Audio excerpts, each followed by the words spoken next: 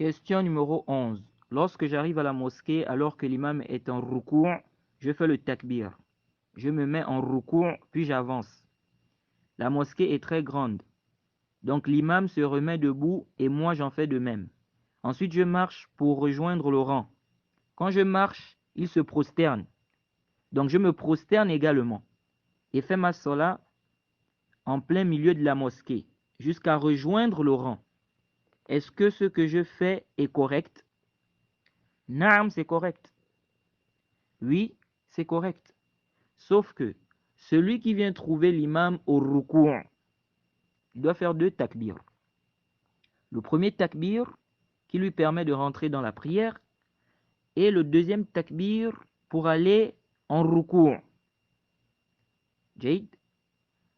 Donc, celui qui fait le rukou' avant d'arriver au rang, Jade, lui là, il va faire quoi? Il va marcher pour rejoindre le rang. Donc, il a fait le rukou' avant d'arriver au rang. Qu'est-ce qu'il fait? Il marche pour rejoindre le rang. Maintenant, pendant qu'il est en train de marcher, si l'imam se relève du rukou', lui aussi se relève du rukou' et il marche. Donc il continue à marcher jusqu'à rejoindre le rang. Si en marchant, l'imam va au sujoud, donc il n'a pas pu rejoindre le rang avant que l'imam, n'est-ce pas, ne parte au sujoud.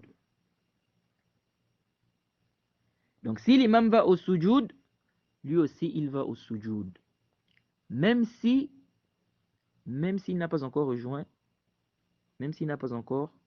le rang. Comme dit Sheikh Al-Albani. Sheikh Al-Albani dit, il n'y a pas de différence entre le rukou' et le sujoud ici. Donc, il a trouvé l'imam en rukou'. Il est allé en rukou'. Il a marché. Il a marché. L'imam s'est relevé du rukou'. Lui aussi, il s'est relevé. Il continue à marcher. L'imam va au sujoud. Il va aussi au sujoud. Sheikh Al-Albani dit, il n'y a pas de différence entre le rukou' et le sujoud ici. Il va aussi en sujoud. Le plus important, c'est qu'il arrive dans le rang. Jade. Maintenant, ici, il n'y a pas d'ishkal avec le hadith qui dit il n'y a pas de prière pour celui qui prie seul derrière les rangs. Il n'y a pas de prière pour celui qui prie seul derrière le rang. Il n'y a pas d'ishkal ici. Pourquoi? Car ce hadith qui dit il n'y a pas de prière pour celui qui prie seul derrière le rang, ce hadith est restreint.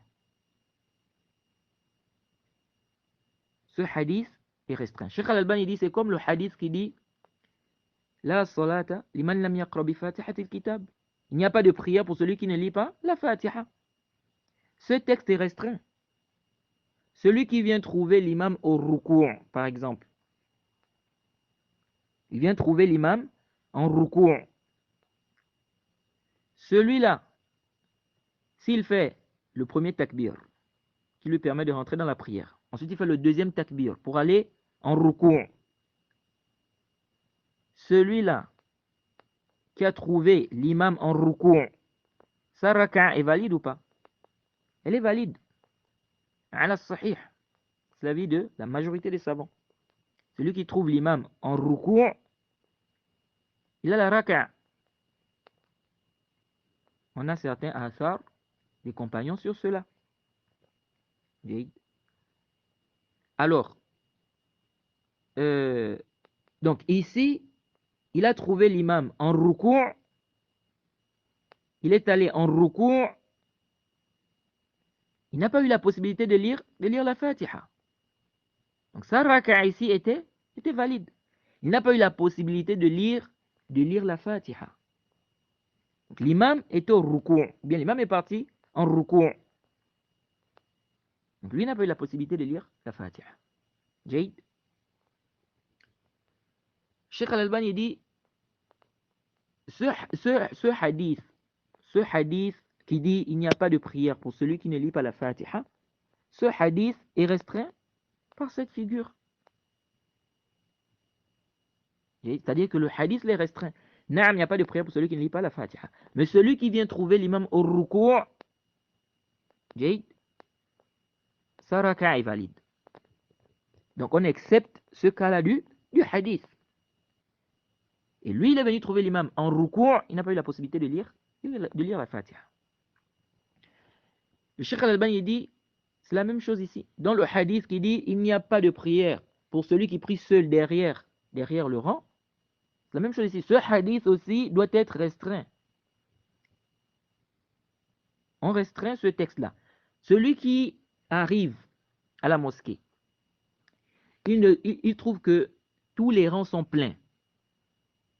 C'est-à-dire, il n'y a plus de place. Qu'est-ce qu'il fait?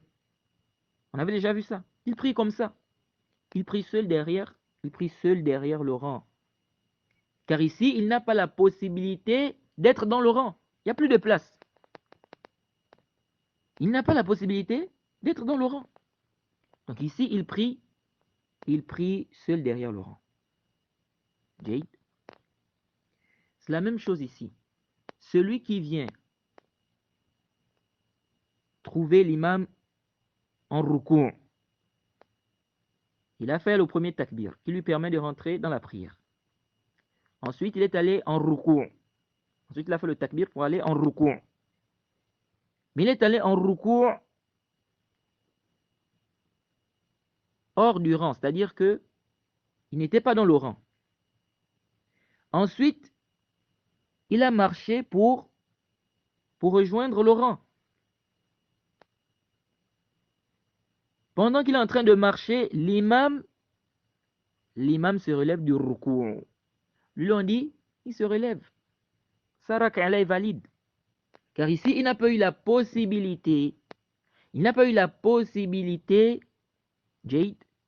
d'arriver ou de rejoindre le rang avant que l'imam ne se relève du rukou'. De même, si l'imam va en sujoud, il va en sujoud, même s'il n'est pas encore arrivé dans le rang. Il n'a pas eu la possibilité d'arriver dans le rang, il n'a pas eu la possibilité de rejoindre le rang avant que l'imam ne parte en sujoud. Donc ici, là, celui-là, sa raka' est valide. Sa raka' est valide. Donc, celui qui vient trouver l'imam en rukou', il a fait le rukou' avant de rejoindre le rang. Ensuite, il a marché. L'imam s'est levé du rukou'. Lui aussi se lève du rukou'. Il continue à marcher jusqu'à ce qu'il va rejoindre le rang. Si l'imam va en sujoud, lui aussi il va en sujoud. Si l'imam va en sujoud, lui aussi il va en sujoud. Jade. Et sa raka' est valide. Sa raka' est valide. Le plus important ici, c'est quoi? C'est qu'il puisse rejoindre le rang. Il a fait ce qui est légiféré.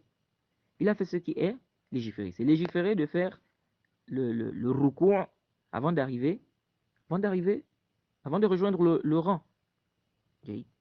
Donc, il a fait ce qui est légiféré. Et ici, il marche jusqu'à arriver au rang. Donc, il marche en rukou' jusqu'à arriver au rang. Maintenant, si l'imam se relève avant qu'il n'arrive, bien avant qu'il ne puisse rejoindre le rang, lui aussi se relève et il continue à marcher.